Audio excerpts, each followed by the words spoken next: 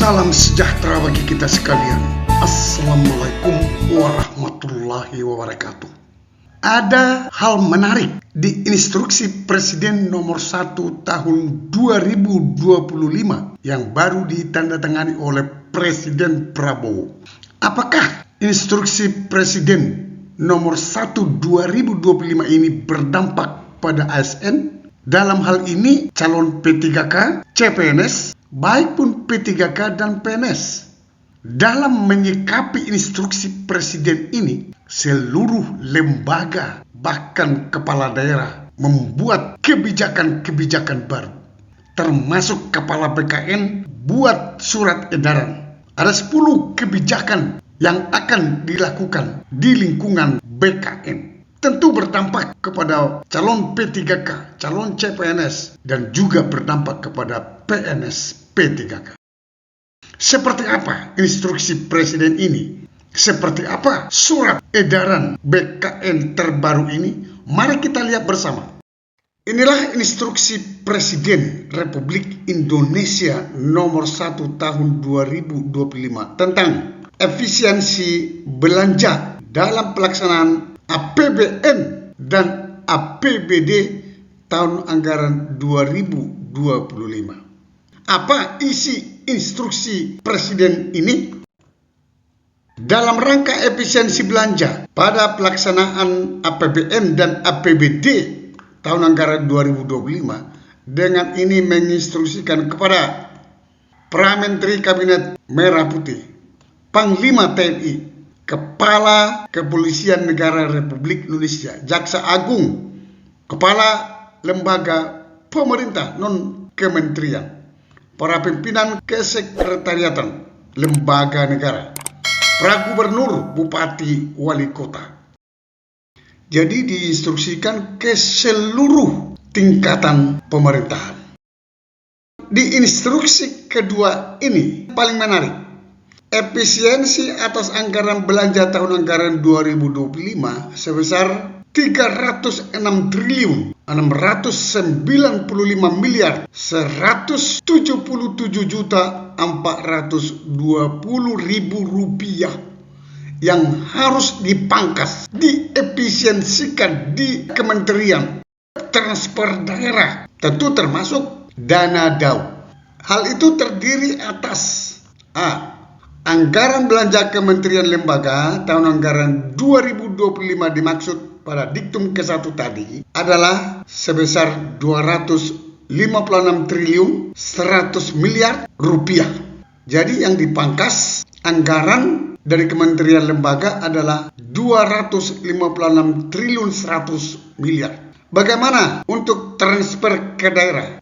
Terjadi efisiensinya 50 triliun 595 miliar 177 juta 420 ribu rupiah.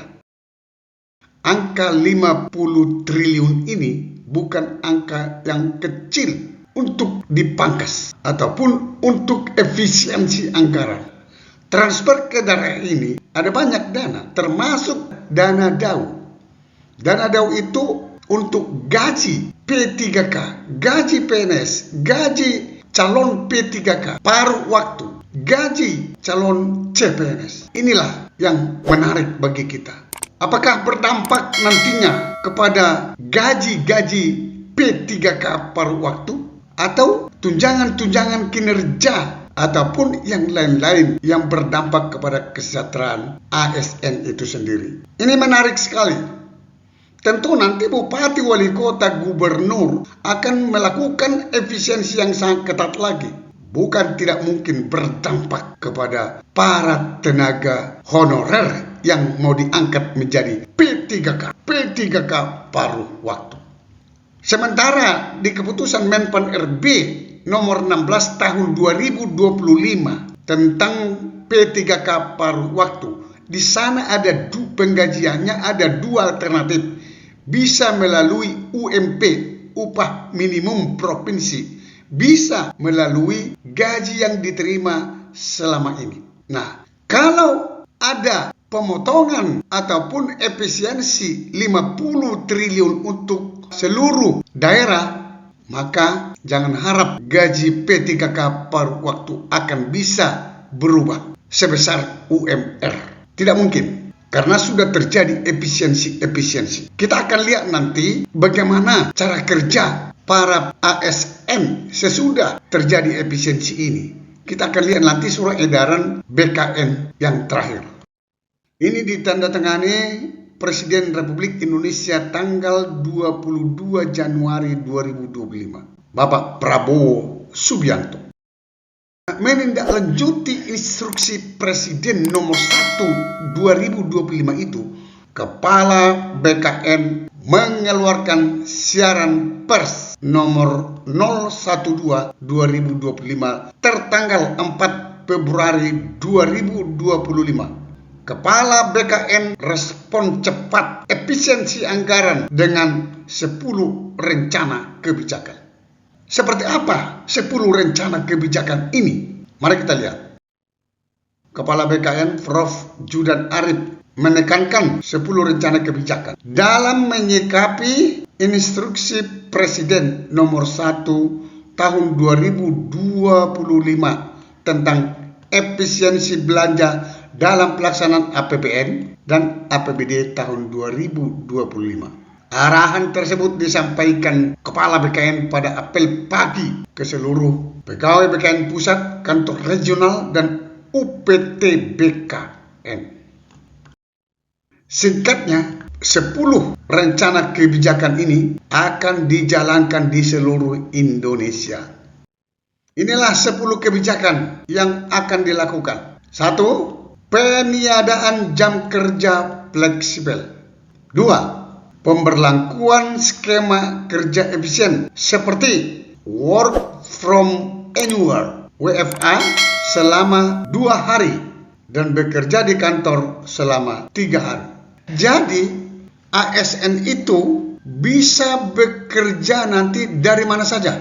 Boleh dari rumah, boleh dari tempat mana saja, tidak harus pergi ke kantor 2 hari, tetapi 3 hari harus bekerja di kantor. Ini yang disebut dengan WFH, work from anywhere.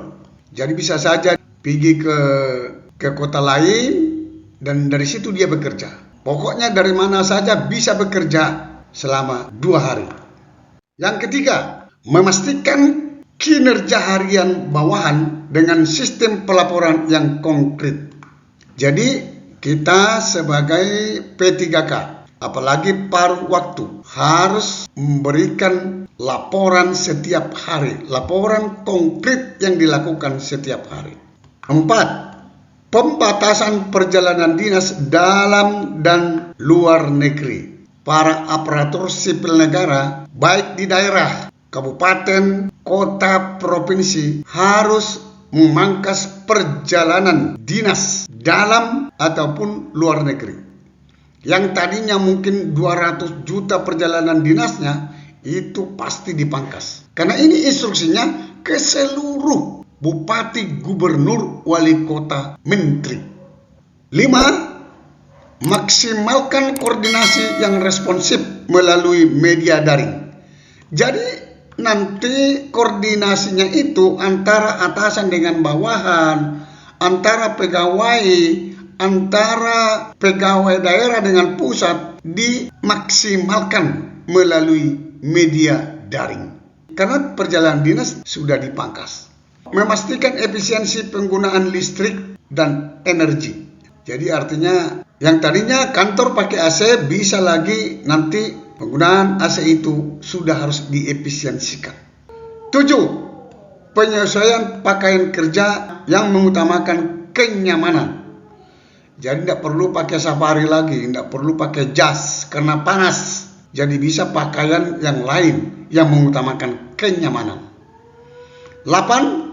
Penggunaan anggaran yang efektif. Inilah nanti yang dipasang oleh pemerintah daerah untuk tidak menaikkan gaji daripada P3K paruh waktu itu. Ini karena tidak ada lagi anggaran karena sudah dipotong. Ini menjadi suatu kabar yang sangat was-was bagi kita tenaga honorer. 9. Mengoptimalkan kerjasama dengan donor, mitra, pihak ketiga dengan tetap menjaga good governance. Artinya ini, pihak swasta dimaksimalkan partisipasi mereka untuk pekerjaan-pekerjaan kantor. 10. Kantor regional agar memastikan konsultasi kepegawaian tuntas di daerah masing-masing wilayah kerja. Artinya, ketika ASN P3K konsultasi tidak perlu lagi ke pusat, sudah ke daerah masing-masing. Artinya, yang ada kandreknya, kantor regionalnya di provinsi. Kantor regional provinsi wilayah-wilayah sudah harus bertanggung jawab menyelesaikan permasalahan seluruh P3K, PNS, ataupun ASN. Ini perlu teman-teman mengetahui supaya kita jangan terbuai mengharapkan gaji-gaji yang sesuai dengan UMR, khususnya P3K paruh waktu.